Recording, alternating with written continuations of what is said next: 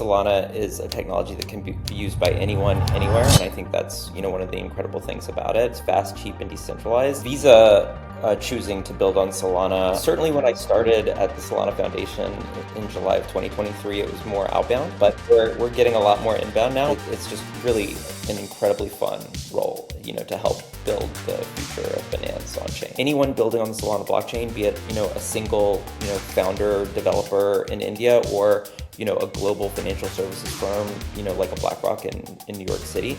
We want to help both of those, right? All of them. They're just delighted by how easy it is to build on Solana. I think meme coins are great. Solana is the only public blockchain that has proven the ability to scale transactions to the tens of millions daily while maintaining very low costs, very high throughput, with billions of dollars of real economic value flowing through it. Sling Money. I don't know if you've tried that app, but it's incredibly slick, and it's actually gone absolutely crazy in Africa. I saw it's the #1 app now, making Solana increasingly highly performant. It's already, I think, among the very, very best blockchains out there, if not the very, very best. Welcome to the Onchain Culture Podcast, where we explore the transformative power of blockchain technology and its potential to reshape industries. And in this episode, we had an insightful conversation with Nick Ducoff, who is the head of institutional growth at Solana, one of the fastest and maybe most innovative blockchains in the world. We explored how Solana is capturing the attention of major enterprises like PayPal, Stripe, Societe Generale, and why its unique technical capabilities are a game changer for this institutional approach. Max, who should listen to this episode and what can they learn from our guest? I find it super interesting because Solana used to be really consumer-centric, but if you've been following their trajectory over the last 1.5 years, you can see many more institutions now starting building on top of Solana, and you mentioned a few of them. And Nick really explained well what this adoption was driving, as well as he went deep into also the technical attributes that Solana differentiates from other blockchain networks. So that was super interesting. And of course, we had to talk about stablecoins, about payments. We had to talk about what institutions like Franklin Templeton think about integrated blockchains like Solana and the benefits on composability, and many more questions and topics. So I think that was really insightful for everyone who better wants to understand what makes Solana not only a great blockchain to talk about meme coins, and spoiler, we also talked about meme coins, but what is also driving institutional adoption for Solana. 100% agree, and I'm very glad to have Solana as part of the digital asset season, which we call Europe's largest educational campaign on digital assets. For those of you unaware, the digital asset season is an 8-week-long immersive campaign hosted by 8 leading industry partners dedicated to exploring the most important verticals in digital assets. Anything I've missed? No, I don't think so. Let's jump right into the podcast. Amazing. See you on the other side. Quick disclaimer before we get started. The content of this podcast is for informational and educational purposes only. It is not a recommendation to buy or sell any financial instruments, securities, or cryptocurrencies. All information is provided without warranty, and the views expressed by the hosts or guests are strictly their own opinion, not financial or investment advice. Please note that we or our guests may hold positions in the financial instruments or cryptocurrencies discussed. And now, enjoy the podcast. So Nick, we are in Berlin and you're in Boston. What time is it in Boston right now? It is a little after 9 a.m. Okay, so you already had your morning coffee. You're ready to dive into the conversation? All set. Thanks for having me. Perfect. Okay. So before we jump into the questionnaire, there's one thing that I really like to start a podcast with, which is not, hey, please introduce yourself, but rather maybe an icebreaker question to directly jump in. And I checked on your LinkedIn, I checked on your X account, and I saw that you posted a tweet about buying Celtics tickets on Solana. And my question is NFT ticketing going to be the next big thing in the future? Well, I don't know about that, but the website was awesome and easy to use. I used a website called XP Tickets, which is a Solana ecosystem company founded by Mike Saunders in Chicago in the US. And it's really easy to use, and you can purchase tickets with Solana USDC. And when you use Solana USDC, you get a 6% discount. and they aggregate listings from like all the ticket sites like StubHub and SeatGeek and everything. So you get to see all the inventory and get the best pricing. And I got, two great tickets to the Celtics game. I took my 9-year-old. We had a lot of fun. But I do think marketplaces like ticketing are very well suited for the blockchain, where you can have global liquidity and instant settlement. And regardless of the blockchain, where do you think are still big challenges for NFT ticketing to go mainstream, like the use case you've just mentioned? I think the hard thing has always been getting the supply, and my understanding that how XP Tickets solve that is they just use the existing open APIs from the various ticketing sites. So they're pulling in inventory from Web 2, but allowing it to be purchased using crypto.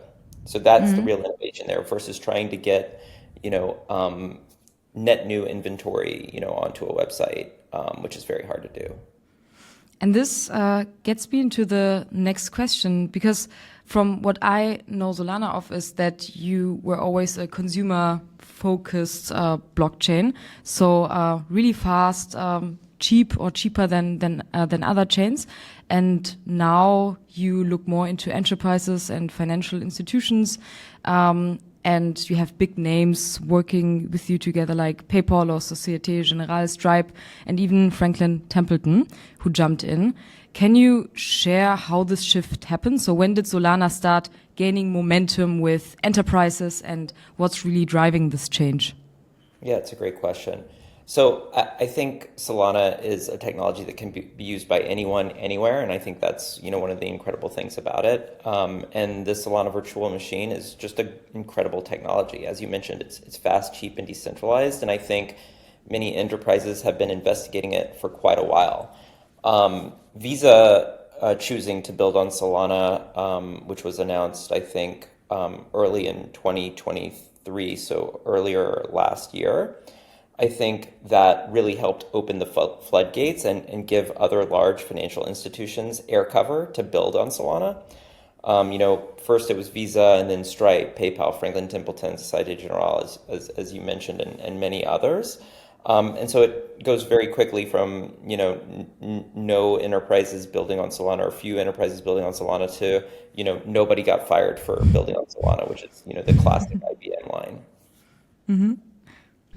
I remember actually this rather technical paper from Visa that you mentioned, and it really highlighted a lot of technical capabilities that Solana excels at.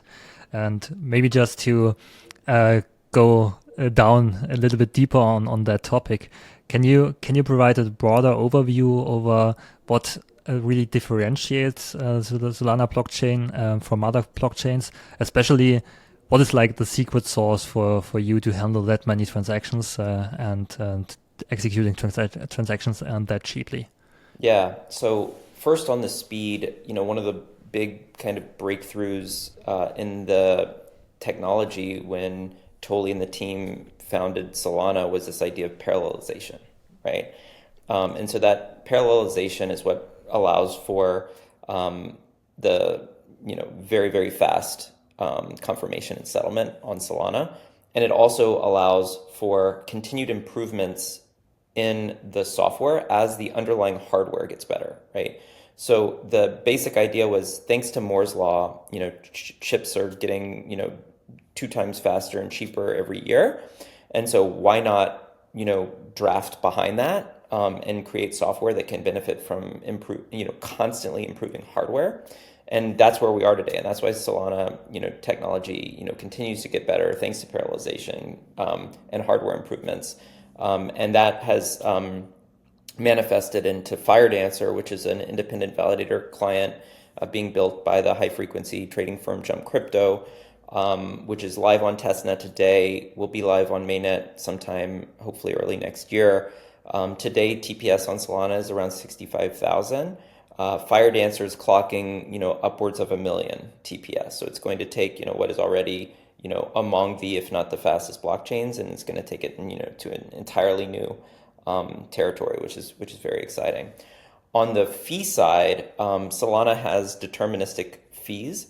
And so that's, I think, 0.0005 Sol per transaction, which today, given the price of Sol being, something around $200 or over $200 is, I think, 0.001 cents is the median fee on Solana. So you're talking about 1/100th of a penny, right?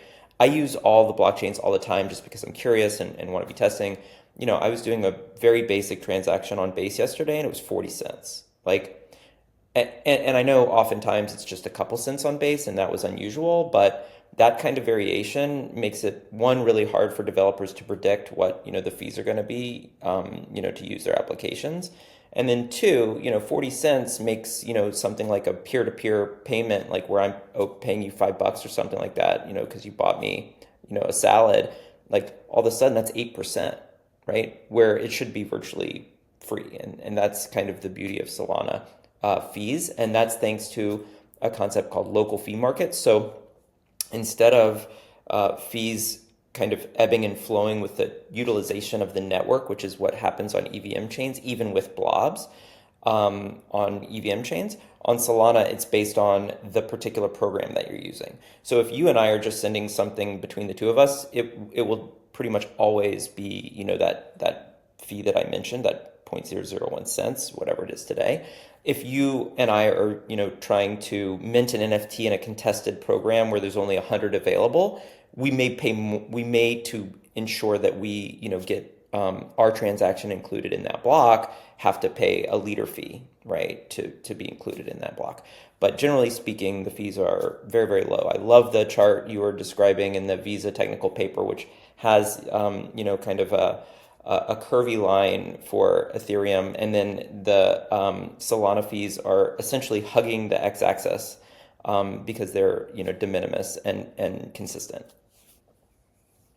Yeah, that's interesting. And what you mentioned, parallelization and local fee markets, that really explains also the improvement that's going on the client side. That really explains how you can guarantee speed and also constant fees on what users have to pay for their transactions.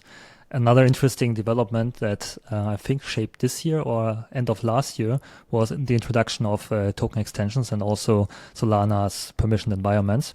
And I think it's interesting because oftentimes institutions with their special requirements when it comes to KYC, AML, and other topics, they were rather inclined to follow the permission networks route or go for maybe also a layer 2 approach where they have a little bit more of customizability. And now you added this programmable aspect into token extensions and enabling institutions to have their own environments. Can you shed a little bit of light on what token extensions and your permission environment is about? Yeah, for sure. Thanks. So let me start with the permission environment. So the permission environment really came from the place of certain regulated institutions like banks are prohibited, at least in the United States, from building on public blockchains today.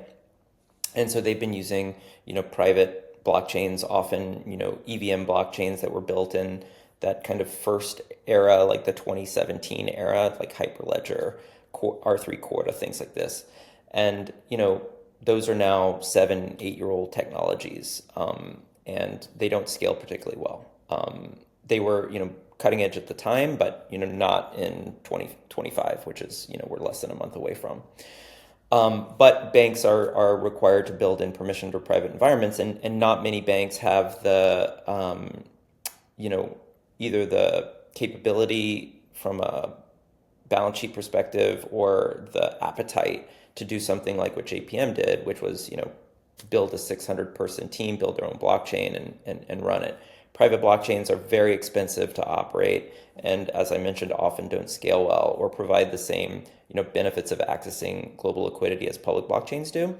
So we said, hey, could we create, essentially a fork of Solana mainnet that has all the great benefits of Solana, but allow for a few customizations that banks and other regulated entities tend to need to deploy an SVM instance for their private permissioned use. And so those are the ability to choose who validates transactions on the network. So in some cases that may be a single validator, or they may have a consortium of bank partners to validate transactions. The second is choosing who reads and who writes to the network by obviously having control over validators. They can control the read-write access as well. And then the third is choosing a gas token, making it, for example, like the JPM coin, which is what JP Morgan uses, or to have, no token at all and using it, purely as like distributed ledger technology.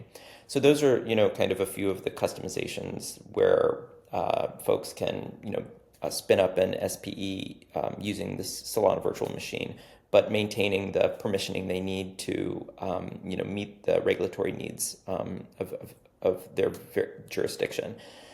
The token extension idea was, hey, instead of having the permissioning live at the protocol layer, like the blockchain, could the permissioning live at the token layer? And thus, could more regulated institutions use the public permissionless blockchain, but have a permissioned token, right?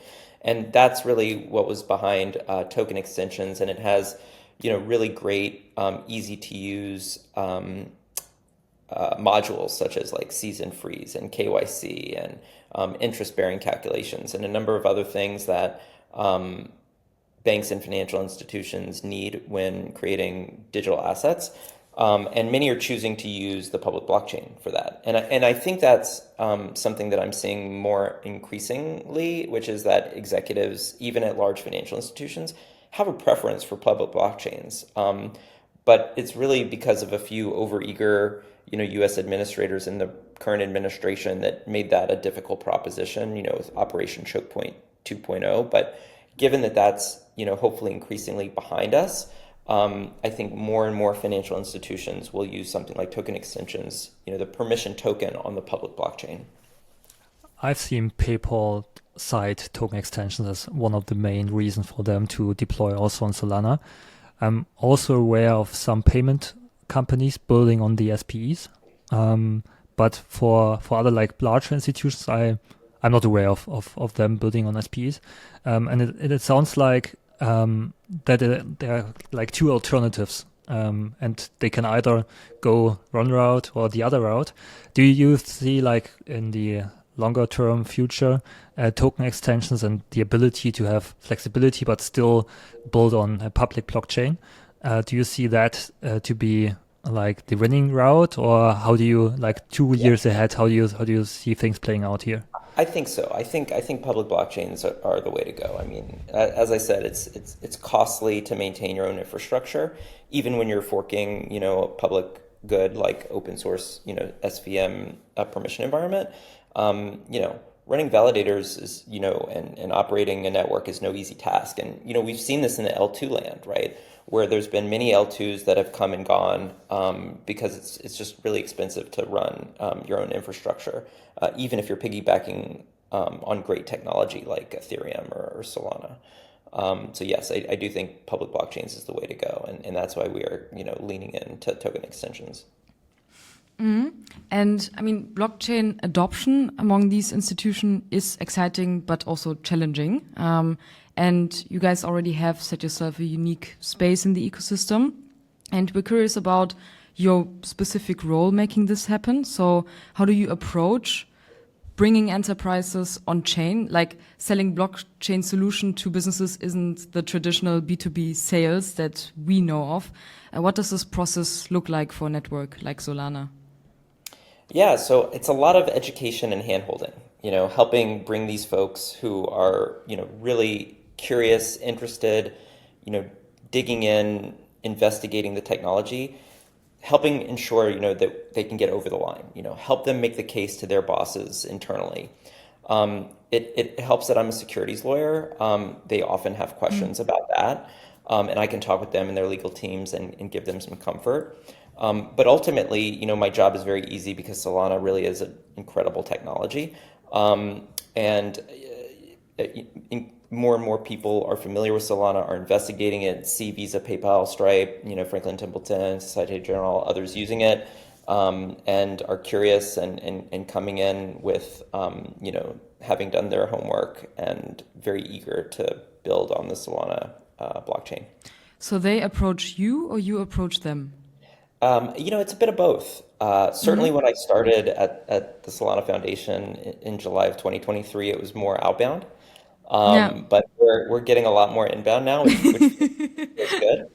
Um, but yeah, it's a bit of both, right? And it's just really an incredibly fun role, to help build the future of finance on chain.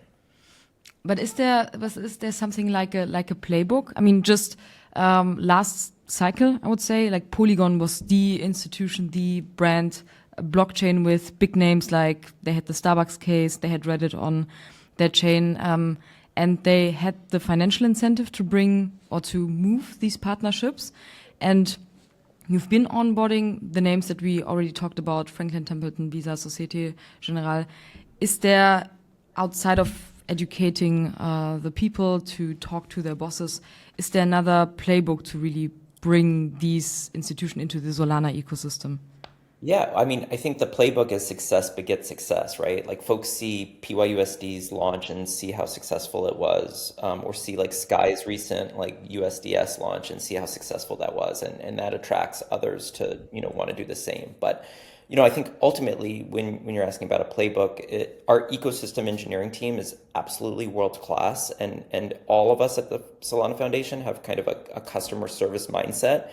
Anyone building on the Solana blockchain, be it, a single, founder, developer in India or, a global financial services firm, like a BlackRock in New York City, like we want to help both of those, right? All of them. Anyone building on Solana, like we're here to help, them, and our ecosystem engineering team works very close with devs, to help make sure that they're using best practices. We have great documentation, great SDKs. We just make it really easy and enjoyable for devs to build on the Solana blockchain. And I think this is one of the reasons why, when we've talked to teams who start building on Solana for the first time, they're just delighted by how easy it is to build on Solana, especially with respect to tokenization, thanks to token extensions, as Max mentioned. Hello. It's time for a quick ad from us. While you're enjoying the conversation, let me quickly give you a sneak peek of what's coming up in this exciting 10-week digital assets season. We're kicking off with a series of exclusive events in Zurich on January 16th, London on February 4th, and Frankfurt on February 19th, bringing traditional finance together with the on-chain economy. Plus, we've got 2 industry calls where we'll dive deep into the hottest topics in institutional DeFi and digital assets. You can find the link to our event calendar in the show notes. And that's not all. Every week, we'll release a new podcast episode, like today's with Solana, plus a detailed newsletter dropping every Friday. For more details, check out the show notes. And now, enjoy the rest of this episode. To shift gears a little bit, and I think these days you cannot talk crypto, you cannot talk Solana without talking about meme coins. And I think you can, regardless of what you think about meme coins and the intrinsic value of meme coins, you have to admit that meme coins are a great or a successful playbook to onboard new users into the crypto ecosystem. And that's what's been happening all this year. And you can track it also on the on-chain metrics for Solana.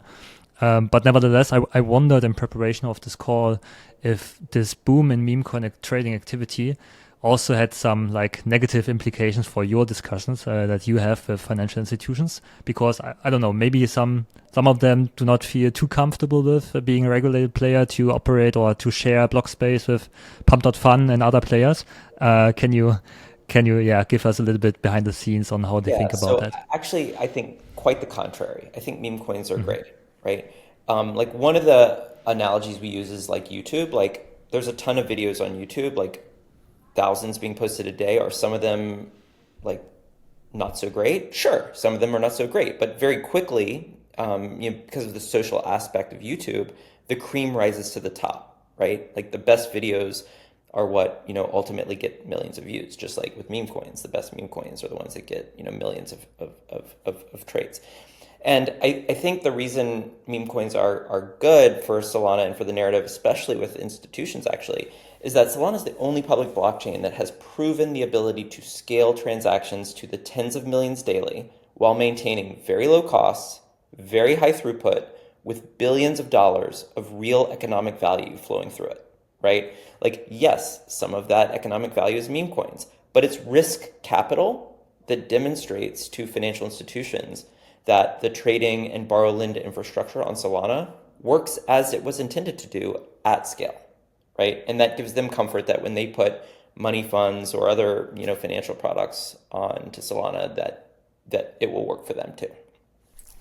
Yeah, I think also I wouldn't be surprised if these companies are also at larger asset management firms. These crypto specialists are not also like meme coin traders. So it's Certainly the younger ones. Yeah. Yeah, that's yeah. helpful. I mean, listen, I was looking up some statistics recently and I came across a couple surveys. 20% of people under 35 have traded stocks like using a brokerage account. 30% have traded crypto, right? So it's like unquestionable. That's 50% more young people under 35 have traded crypto than stocks. And so that's what these folks know, right? And those are ultimately who's helping inform, their bosses as to, what blockchains they should consider. And many have experience with Solana. To follow up on like Societe Generale, PayPal, Stripe building on Solana, and they are pretty much focused on bringing stablecoins on chain and scaling adoption. What I found super interesting just lately is, on the one hand, you had Stripe announcing this big acquisition of Bridge, which really, I think, sent waves through the fintech world. And on the other hand, I listened to the analyst call from the Vice CEO after their like quarterly earnings, and he said like at this point he doesn't see too much of a compelling value add for them currently.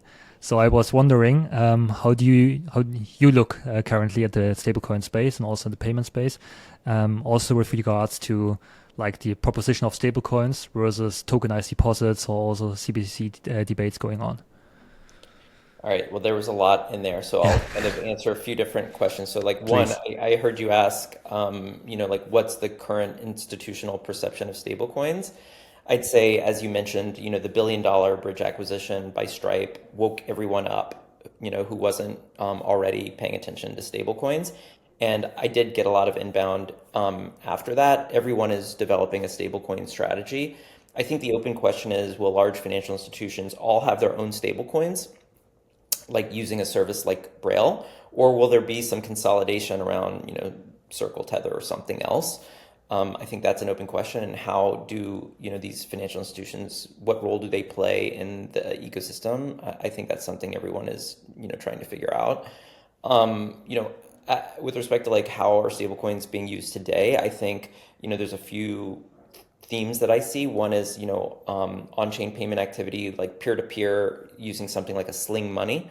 I don't know if you've tried that app, but it's like incredibly It's slick. amazing. And it's actually like gone absolutely crazy in Africa. I saw it's like the #1 app now in a few countries in Africa, which is amazing to see, and is exactly what it was designed to do for those emerging market that want dollars and need payment rails because their existing infrastructure is not satisfactory. I think another one is freelancer payouts, and this is something like what Stripe is doing, right? Allowing folks who use Grab for deliveries to take their money out in a stable coin that they can then use on chain is a big and growing use case. Another one would be retail cross-border remittances. This is something like Sphere or PayPal. And then also multinational treasury management would be another. And, as to like what's driving this interest, especially, the institutional interest, I think, policy changes in the United States are going to really open the floodgates. There's rumors that stablecoin legislation is probably going to be the first, kind of digital assets related bill to pass here in the U.S. in the new administration, and possibly even sooner. And a lot of folks are behind the 8 ball on this, so they're scrambling, to develop a strategy or product in this space. And it's a mix of fear and greed, which is what I think drives all business activity. And that was helpful, thanks. And also the other part of the question with regards to the different also speed and adoption when it comes to the different forms of digital money. So we have stablecoins, and all the attention is currently centered around stablecoins. But then we also have Visa really announcing their Visa tokenized platform, and there you can see that they're not like, either they want to provide maximum of flexibility in enabling institutions to go either for stablecoins or tokenized deposits or CBDC, or they're still a little bit like waiting things out and eager to learn, okay, where's the space heading to, which might be also true, like both can be true. What do you think, like the unique value proposition, and also how institutions think about stablecoins versus tokenized deposits? It's a great question. So I think there's a spectrum. Like CBDCs is, wholesale government, big brother kind of thing, right? Yeah. And then like on the total other end, you've got stable coins, which are like fully permissionless, no KYC needed, anyone on earth can, buy, sell, borrow, lend with them. And then you got something kind of in the middle, like tokenized deposits, which of course are regulated given, that they're bank balance sheet representation with a digital asset. And I think there's, need for all of the above. So I think that you'll continue to see innovation and experimentation across all of them. Right now, the deepest liquidity, of course, is in stablecoins. But even when you look at that liquidity today, like something like, I think, total TVL of stablecoins, like in the few $100 billion range, something in that order of magnitude. I mean, some large banks, like a Citibank, moves that kind of money daily, more trillions, right? So like existing stablecoin supply is not sufficient for, kind of bank activity at scale. So I'm excited about tokenized deposits because I think that will create, a whole bunch of new, on-chain liquidity and use cases. CBDCs I'm a bit more skeptical of. Obviously we're watching closely Brazil, Hong Kong, UAE, a few other places where, these projects are a bit further along. But yeah, all innovation is good in my book. More digital assets on chain, representing value, the better. And now specifically talking about larger enterprises, so the big corporates thinking about maybe treasury management and optimizing that. Can you tell from your experience what like the biggest pull factors are here for adoption? So is it also for them being interested in generating interest on the underlying? Is it cross-border payment efficiency? Is it the programmability of stablecoins? So what is like really the one attribute that sparked the most interest? Yeah, if I had to pick one, I probably would say it is cross-border payments and remittances. Cross-border has notorious friction. Businesses work with their bank, who has to connect with a correspondent bank in their country, who connects to a correspondent bank in another country, who routes the counterparty bank to another country. It's just so, fees on fees on fees, intermediaries on intermediaries on intermediaries. And with stables, you bypass all that. And so I think that's kind of probably the most immediate use case that folks are trying to solve for. And so are there any specific use cases or industries where stablecoin have like demonstrated significant potential, but they're still very overlooked by the institutions? I think we'll see, more trade finance, FX trading, things of that nature that have really only been done on the private permission side to date. And I think you'll see that activity come onto public blockchains and just kind of create a Cambrian explosion of DeFi activity between, both, global, on-chain native folks as well as TradFi. And since you mentioned the stablecoin bill that is likely to get passed in the next administration, is this also like the regulatory clarity that it should provide? is this also like the biggest catalyst you see for broader adoption, or is there another obstacle that you see that still needs to be like solved in order for stablecoins to really grow up exponentially from this stage? Yeah, I do. I think that is a big piece. Mika has been great in Europe, and I think, having something similar will be a big unlock here in the United States, and everyone will look to that, to copy or follow. So that's huge. I think the second piece really is just that liquidity, right? Like 300 billion, we're all like patting ourselves on the back, high-fiving, like how awesome is it that there's $300 billion of stablecoins on chain? I mean, that's a drop in the bucket, right? We need way more liquidity on chain. And so I think those are the two pieces, is liquidity and regulation.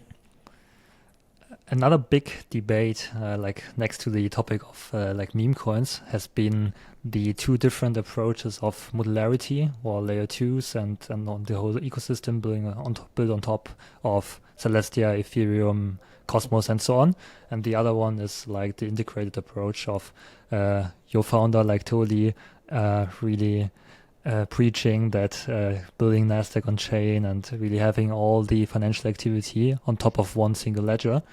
And I think the most like intuitive argument or the benefit of that is to have composability and rich state for all these different activities going on.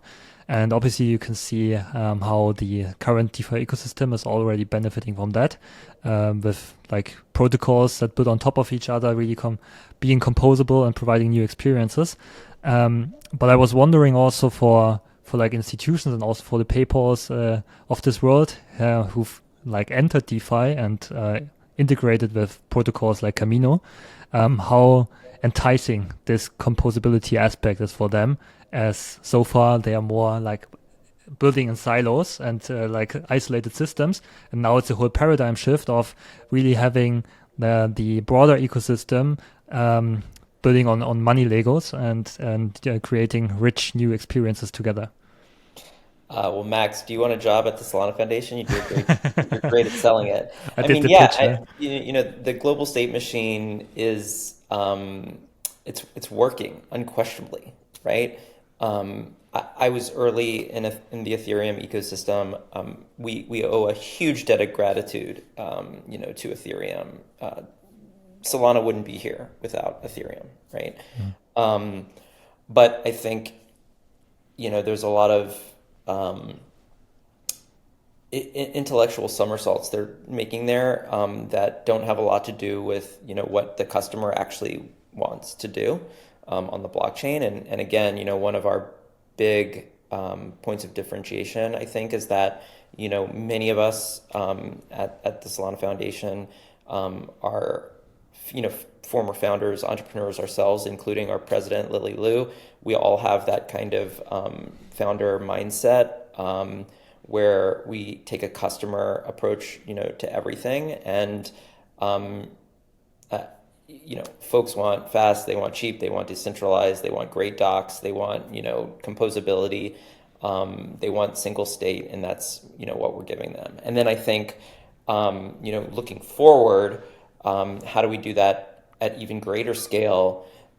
It's continuing to increase bandwidth and reduce latency, or IBRL, which is Toli's rally cry, and Firedancer going live on mainnet, early next year. I think will be Solana's merge moment, and I think just that will change everything.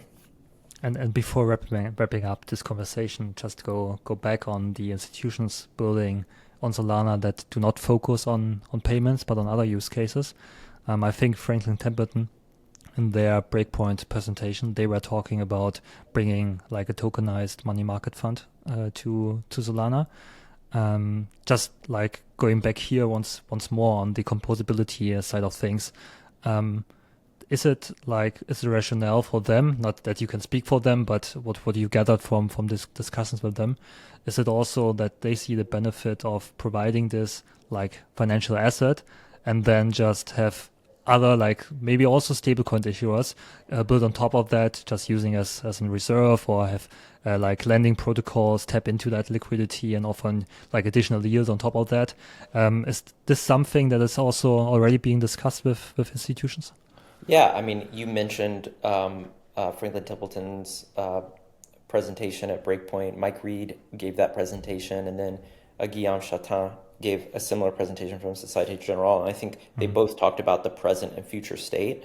The present state, of course, is more limited by current regulatory regimes. MiCA in Europe for Societe Generale and their stablecoin, the SEC here in the United States for Franklin Templeton's Benji Money Fund. But when they talked about their future vision, it's absolutely bringing those products into DeFi, allowing for all of that great composability and innovation to happen on top of those products. And so absolutely, I think that's where the market's going. And you're already seeing that with folks like Ondo, who essentially have wrapped a BlackRock product, and USDY, Ondo's permissionless yield coin on Solana, has over $100 million of TVL. And a last question, or maybe I have two last questions, but I will ask the first one first.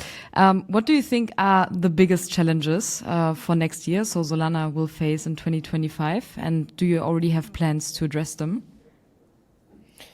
Well, my crystal ball is not working at the moment. I mean, I think it's hard to predict the future, but we have a North Star. We have the increased bandwidth, reduced latency North Star, and so for us, it's just making Solana increasingly highly performant. It's already, I think, among the very, very best blockchains out there, if not the very, very best, and it's going to get step order change improvement with FireDancer next year, and so it's just continuing to make that better and better, never stopping. And I think we take that same mindset on the UX side with the working with developers and founders, as well as the large institutions, saying, hey, how can we help make it easier for you to build on the Solana blockchain, and how can we help you ensure that your products find success in the market? And I think Sling Money is a great example of that. And the last question I have, because just while listening, that you basically have a great overview of what's happening obviously on the Solana side, but you personally, out of all of these things, what drives you the most? Like, what is really catching, what inspires you to work in the ecosystem? Yeah, that's a great question. So, I mean, when I first connected with the foundation to talk about this role, I think, having an opportunity to lead institutional growth and help ensure Toli's vision of creating the financial everything store at Nasdaq speed on Solana could become a reality was tremendously exciting. I think TradFi and DeFi will merge, and you're already seeing it, right? TradFi is wrapping Bitcoin, Solana, even things like Pyth and Bonk as exchange traded products. And DeFi, of course, is tokenizing all valuable collateral on Earth. This is, what we call RWA. You've got crypto native firms like Ondo that I mentioned, and large financial institutions like you mentioned, Franklin Templeton, Societe Generale, Wellington, Hamilton Lane, all bringing assets on chain to Solana. And so, being part of that to help ensure that Solana becomes the financial everything store at Nasdaq speed is what motivates me. This is a beautiful ending for the podcast. Thank you very much. How can people reach out to you? If they have any question, if someone listening, watching this is like, I really want to get in touch with this guy, what's the best way? Sure. I'm at Nick Ducoff on Twitter, and I'm at Stoically Soul on Telegram. Then thank you very much, Nick. Amazing insights. And for everyone listening, don't forget to subscribe to this podcast to learn more about the future of digital assets. Thank you very much. Thanks for having me. Thank you, Nick. Bye.